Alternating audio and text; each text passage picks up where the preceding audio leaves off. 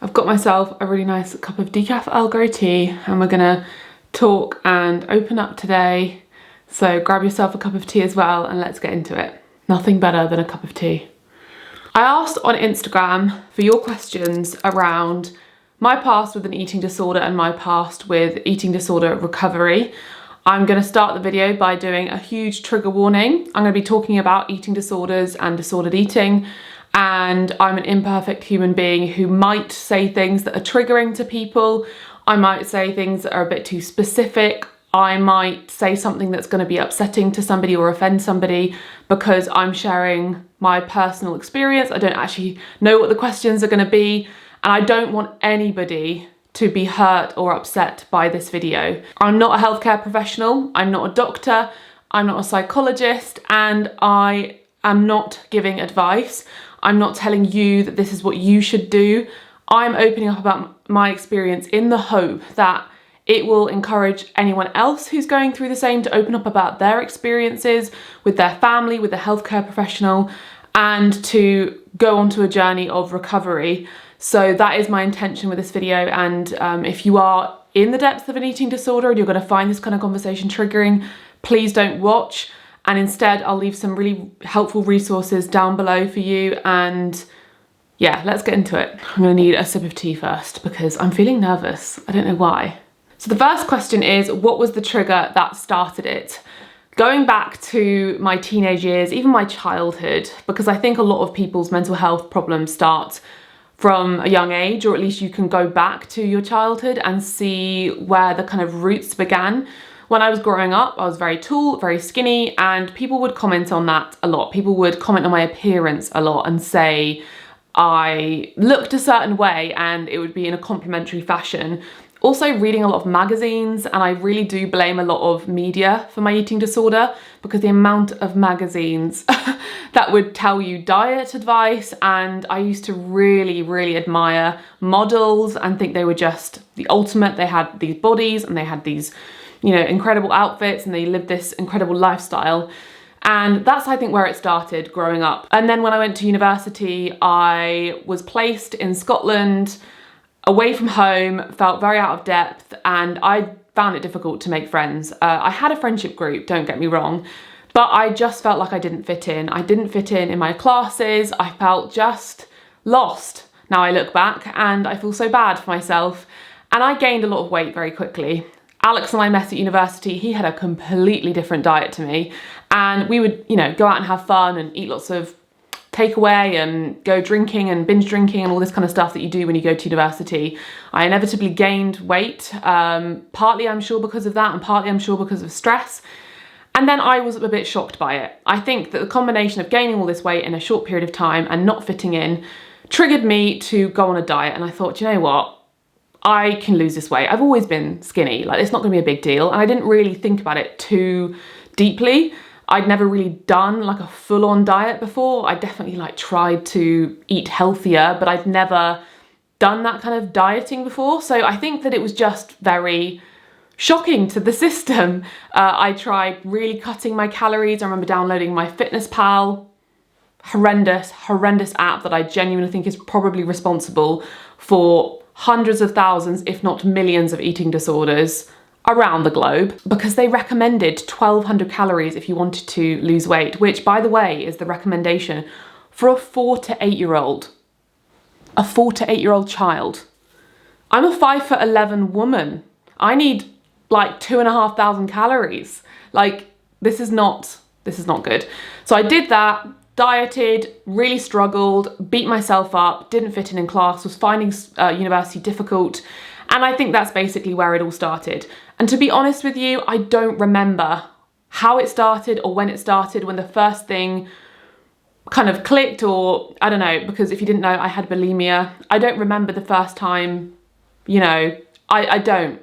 So I imagine that my brain's kind of shut it out a bit, but I do remember kind of thinking it was a bit of a cheat code and thinking, oh, it's not really that big of a deal. And then it just kind of spiraling, and the rest was history. It was a continuous cycle of that, of dieting, binging, and beating myself up in the process.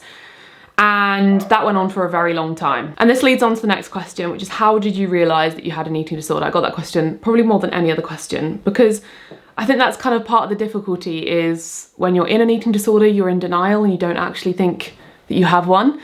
I think it's slightly different though if you have what I had, because you're actively doing something and there's kind of no two ways about it. If you're someone maybe who has anorexia or binge eating, you could maybe pass that off as, you know, everybody emotionally eats or everybody counts their calories.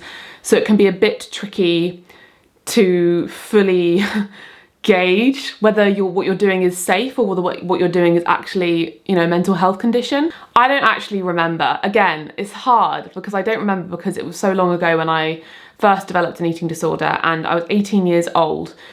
So I'm 29 now, by the way. So I don't actually remember when I thought, you know what, this is an issue. It's probably like 6 months to a year of doing it, because I think for a long time I just thought, you know what, it's me dieting. It's just it was a one occasion thing. It doesn't actually mean I have an eating disorder. It was just something I did once and I'm not going to do that again. I think that when I started to keep things very secretive, when I really was hiding it and I was feeling the pain and I really wanted to tell people but also didn't, that was maybe when I started to realise it. And about a year after having an eating disorder, I did tell Alex, and I didn't tell anybody else for about 3 years of having it, which is far too long to keep that huge burden a secret. And that's the one thing that I wish I could go back and just change. I know I can't regret anything, but I really wish I could go back and just tell someone. If I'd gone to my university and just said, I have this issue, do you have anyone who can help me? I wish I knew that that was more available. And I don't know, that's the part that makes me the saddest, is that when you're in that headspace, it's very hard to get the courage to get out of it, because you kind of want to stay there, but also you don't. It's difficult. What could you have told your past self to help you realise that there was a problem? Kind of like what I just said. I wish I could say to my past self, you're not alone. There are people out there who can help you with this, and you don't need to deal with this on your all by yourself. Like you don't have to conquer the world by yourself. You can get somebody to help you. Like, that's okay. And I don't know why I didn't realise that. I don't know why I thought, you know what, I really have to deal with this on my own. I have to figure out some kind of magical formula to lose weight and be happy. And that doesn't exist, by the way. So I wish I could go back and just say, you can get help. There are people out there who are qualified to help you, and your family and friends and everybody, they're not going to be embarrassed by you. They're going to be sad for you and they're going to want to help you. And that's the one thing I wish that I could make my past self realise. Did your family and friends notice anything? I don't know, if I'm being honest. I don't necessarily think they did, because I didn't lose crazy amounts of weight. And I think this is something that's also not really spoken about enough amongst people with eating disorders, is that there is probably a whole host of eating disorders that just aren't visible. I'm saying probably, there are. Eating disorders aren't just anorexia and being underweight. Eating disorders can involve you being the same weight you've always been. It can involve you losing a bit of weight or gaining a bit of weight. It can involve you gaining lots of weight. You can be overweight. There is no image of what an eating disorder looks like. So I think for the vast majority of people, you can kind of go unnoticed. I did lose some weight at some points and people were like, oh wow, like you look great. But I never lost the weight that would make people worried about me or concerned.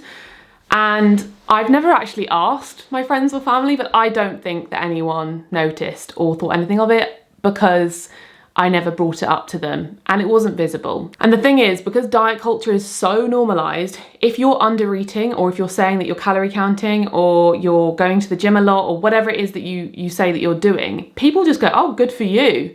They don't question it. They don't think, oh, something's changed in her behaviour. She seems a bit down, or is this becoming a bit too obsessive? I think a lot of people are just like, well, that's what everyone does. That's what loads of women do. And even more so 10 years ago, like, I feel like there's a lot more awareness now than there even was then. So no, I don't think anyone really noticed. For how long did you have an eating disorder? I had an eating disorder for years. So I had it all through university, and that's when it was at its worst. And then I went vegan in my last year of uni, and that's when my recovery started. But it wasn't a straightforward recovery at all. So while the worst of my eating disorder was over, I adopted new habits. So I ditched one eating disorder for another, essentially. I ended up developing orthorexia and becoming extremely obsessed around health and food and what I was putting in my body rather than maybe how much, which I didn't really care about before. I just ate whatever was fitting within, you know, a diet to make me lose weight. And then now I was like, what's going to feed my body and make me healthy? And the switch changed, which in some respects was a positive thing. I started to care about my worth. I started to think, wow, I actually deserve to be treated well. My body deserves to be treated well. I deserve to feed it food. And I stopped counting calories altogether. And I also got so passionate about the planet, animals, and caring about something outside of my eating disorder at the time. I feel like it gave me like an opened head where I was like, wow, there's so much stuff going on in the world that I wasn't thinking about because I was in my own little space. And I was like, this is actually something that I can really care about and can, you know, get on board with. And I couldn't believe the stuff that was happening in factory farms. I couldn't believe the impact of animal agriculture on the planet. And I was like, I don't want to contribute to that anymore. So it gave me something outside of whatever it was that was going on in my little bubble at that time to give a shit about. And that was a positive thing. But I went down a road then of following another diet, another form of diet culture within veganism, which we're all familiar with. I did a video about it recently, reacting to my old what I eat in a days. So yeah, end of university, that happened. And then I had major ups and downs post-university. So I lived back at home, really struggled with my jobs, and I had many sort of relapses into my old eating disorder during that time. And I just wasn't happy. And I think a lot of it was just my life circumstances. It was not the depths of what it was when I was at university, but it was like anytime I felt sad, I would end up falling back into those eating disordered habits, which was awful. And then I started my YouTube channel. And I kind of feel like at that point I was definitely grappling closer and closer and closer to recovery and getting there, but it was just taking me a little bit longer because there was just so much diet culture within veganism at the time, and it was just so ingrained in my head that I just could not separate, you know, this is the healthiest diet on the planet from you need to give a crap about your brain and the impact that this is having. Like, if you are eating a healthy diet in your world and it's not affecting your mental health, do you know what? I'm so happy for you. That was not the case for me. Doing those kinds of diets and obsessing about what food was going into my body and the ratio of fats to carbs to proteins, and, you know, these foods aren't good, you shouldn't have too much of this, doesn't do anyone any favours. Or maybe, I don't know, maybe some people it does. For me, it didn't. I can't speak to anyone else's reality, but for me, it was just something I feel like I was just always holding on to and I should have just let go of. And then I did make a video about why I was giving up diets when I lived in Brighton. And that is when I think the moment was just like, do you know what? I don't care. And that's when I really see it like the end of any eating disordered habits. Because at that point I was like, I just don't give a shit anymore. I'm so fed up. I'm so fed up of even trying to be perfect or be healthy or be this pinnacle of veganism online, or just, I don't know, eat this way, eat these smoothies I don't even want to eat, and, you know, have these plain potatoes with salad that I don't even want. And I had been doing so much learning around intuitive eating and, you know, mental health awareness, and I just realised that it just wasn't matching up. And so I just ditched it all. What was the original question again? I've been talking for a while about this. So yeah, I don't know. I feel like I guess I had it for at least 6 years, realistically. And it was just, it was kind of like, this is the worst. And then it was like this, slowly better and better and better and better, you know, different things going on. And now here I am. Do you believe it is possible to ever recover 100% from an eating disorder? This is a really interesting question, because I do believe that you can recover 100% from an eating disorder, because I am evidence of that, for myself at least. And I know that loads of other people have recovered from their eating disorders. But I do think that there's this idea that if you recover from a mental health condition and you get better, that you're never going to have those thoughts again. The difference is that whether you act on them or not. I'm not saying that I don't have thoughts like, should you eat that? Is that even healthy? Or, you know, you look really fat today, which I shouldn't even be thinking, because I shouldn't even be using the word fat as an insult for myself. And I shouldn't even be criticizing my body when it does so much for me. But I don't really see that as myself. I see that as a voice in my head, which I've said this before, and I've talked about this in therapy, and my therapist actually pointed this out to me, so did my sister, that voice in your head doesn't have to be you. You can give it a name and you can just treat it like a separate kind of thing in your head, and you can either get angry with it and be like, go away, I don't want to hear you, I don't need to have you there.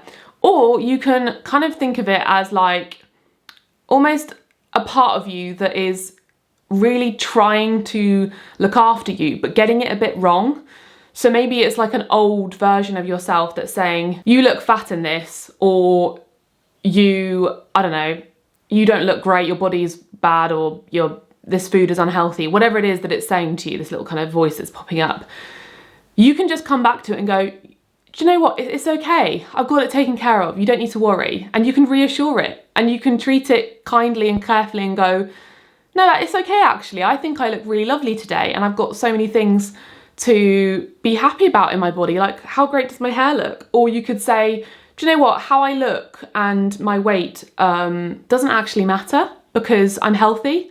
Or you could say, this food may not be healthy, but I really fancy it right now, so I'm going to enjoy it, because food is not just about whether it's healthy, it's also really nice and enjoyable, and it's fun to have food that you like the taste of with friends or by yourself or whatever. And you can just reply back to it and just be compassionate. I don't think that means you haven't recovered from your eating disorder. It actually means that you've gained the kind of strength to stop those behaviours. And this is something I've learned through CBT therapy for anxiety, and also you can apply it to eating disorders, you can apply it to so many things. It's stopping those habits in their tracks and not acting on them, because as long as you're not acting on them, the eating disorder isn't active anymore. So I don't act on those habits anymore. I don't do those things. And as soon as I feel those voices getting louder, whether it's to do with anxiety or whether it's to do with, eating disorder kind of thoughts, I just don't act on it. And if I know that those are coming up more often, so maybe if I'm being a bit more critical of myself, or I'm watching my food a bit more in my head, I immediately know that self-care is needed, that something's not going right here. Maybe I'm not sleeping enough. Maybe I've had a stressful week. Maybe I'm bottling something up that I need to tell somebody. There's usually a reason. Maybe has something bad happened to you recently? Has something been difficult? And that's normal. We're a human, I'm a human being, and it's okay. And everyone has their thing, everyone has their thing that they do. So I think a lot of us, or some of us, an eating disorder is the thing that our trauma or our pain has manifested in. And I think with a lot of hard work and a lot of dedication and a lot of compassion, yes, you can recover from an eating disorder. 100%, it is possible. Would you say high carb, low fat is restrictive eating? I can say for me personally, it is restrictive eating. I can't speak for you. If it's not restrictive for you, it's not restrictive for you. For me, it's restrictive. I don't want to know whether I have high carbs or low fats in my foods. I don't care. I want to eat foods that I like the taste of and that make me feel good afterwards. And intuitively, I think all of us kind of know that from when we're younger, like probably the foods you were brought up eating, probably the foods that you enjoy the most, the foods that don't give you an irritable tummy, the foods that you like the taste of, that leave you feeling full. Like we all kind of know what those foods are. And sometimes high carb, low fat might be that for me. Like last night I had a really lovely curry with rice that was probably high carb, low fat, but it doesn't really cross my mind. But then lunch today, I had some wraps with cheese in it, vegan cheese in there. So that was definitely not high carb, low fat, and I don't care. So yeah, high carb, low fat for me is definitely restricting. The next question is, what helps you most in your recovery journey? E.g., was there a person, habit, action? Definitely the biggest thing is telling people, because then you're taking yourself outside of your bubble. For me, telling Alex, telling my family, and opening up to a doctor made me realise I had an issue that needed to be solved. However, that only goes so far for me, only went so far for me because I had to do the work myself. I didn't actually seek therapy for it, ever. I had therapy for the first time about 1.5 years ago, and we went through a lot of my issues from my past with my eating disorder, but obviously it's not relevant really to me anymore.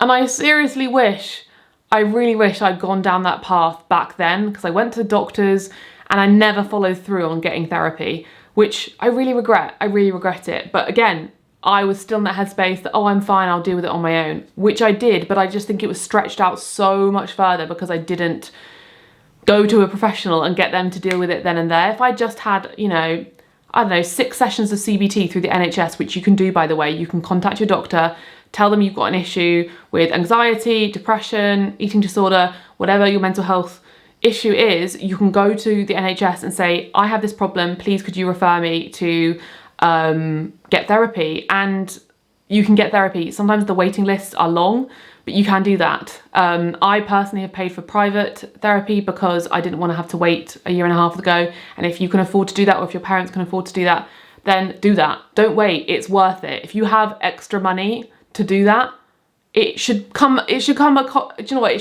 go above any clothing budget you have, any, you know, eating out budget, any budget you have for renovating your home, like whatever you are trying to save for, put that money into therapy because it's invaluable, absolutely invaluable. But also following people online and unfollowing other people online, unfollowing all the fitness gurus, all the fashion bloggers who make you compare yourself to their bodies. It's not their fault, but I used to compare my bodies to theirs.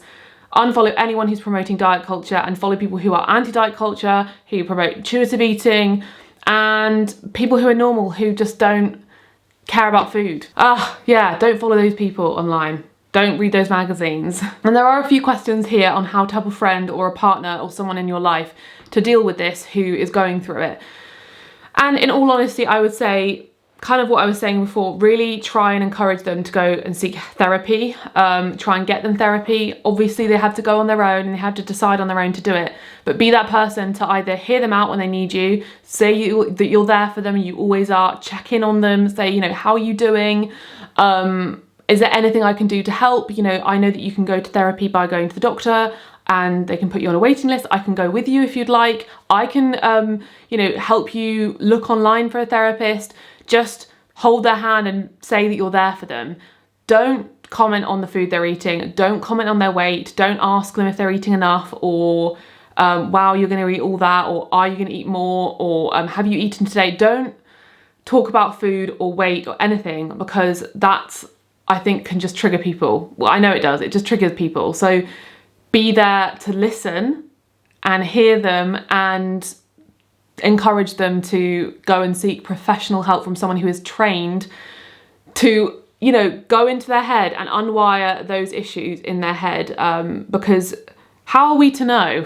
If you're not a psychologist, you've not got expertise in it, you're not to know. And whatever you do, try not to talk about diet or food too much around them if you're on a diet, or if you're, I don't know, just avoid all of those conversations. How do you deal with your body image now and with weight gain? This is my current issue, which is something that I'm trying to unlearn and unravel and deal with on my own.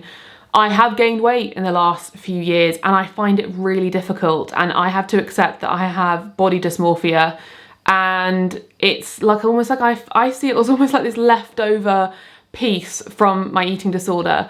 I don't have these issues with eating anymore because I eat what I want. I don't really think about it, but I still look in the mirror and find that difficult. And again, I've talked to my therapist about this a lot, and it's something that I'm really, really, really working on.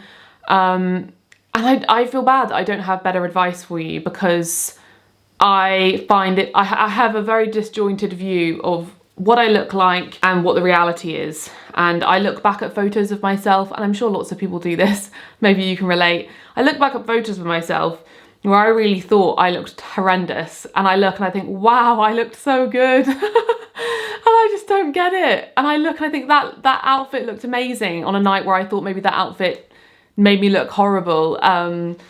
and it just makes me sad. It makes me sad. But I do still have that issue, because when you've lived in one kind of body for a long time and then you're not living in that same body anymore, I feel like it takes your brain some time to catch up. And I'm still catching up. I'm still trying to adjust to it. And I find it difficult. I find it difficult. And that's my difficulty that I'm working through. And all I'm trying to focus on at the minute is self-care, self-love, just nourishing my body with foods I want to eat, not beating myself up for anything that I enjoy, going to the gym for my mental health and my physical health rather than for any weight loss reasons, not weighing myself, not obsessing about how I look, enjoying things like makeup and skincare instead of, obsessing about whether these clothes sort of fit me or not. And, really enjoying life to the fullest and doing things like going for a swim in the sea, because I find the idea of that difficult. But why would I miss out on that just because I don't like the way my body looks in a swimming costume? I'm trying to challenge those things. And I know that with consistency over time, I'll get there.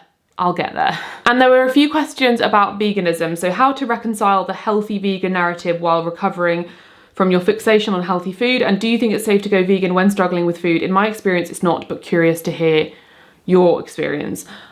Whenever someone comes to me and they say, I have an eating disorder and I'm trying to be vegan and I keep on falling off the bandwagon and I'm struggling and I'm beating myself up, don't go vegan.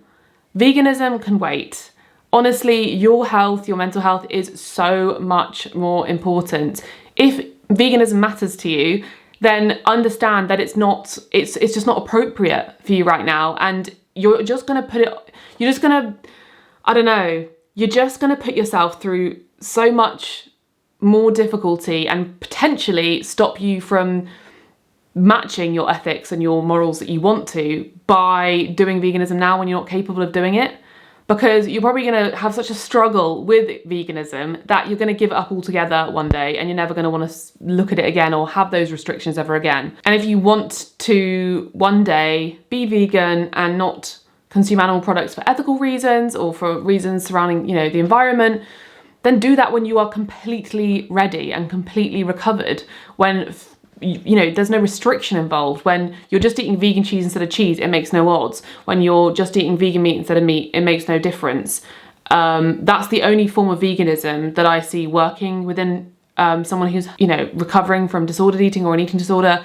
Because if veganism is like part of restriction because you're wanting to cut out food groups, don't do it. Just don't do it. And I do think for 99% of people, it's not possible. I mean, I prolonged my eating disorder because of going vegan at that time. And I think that if I could go back, I would tell myself, go to a therapist, don't do veganism right now, recover your relationship with food first, and then you can be vegan when you have a healthier relationship with food. And maybe you can do it 50% of the time, or you can do it when you're feeling comfortable around food, or you can do it when you feel like you have a choice, not because it's a rule.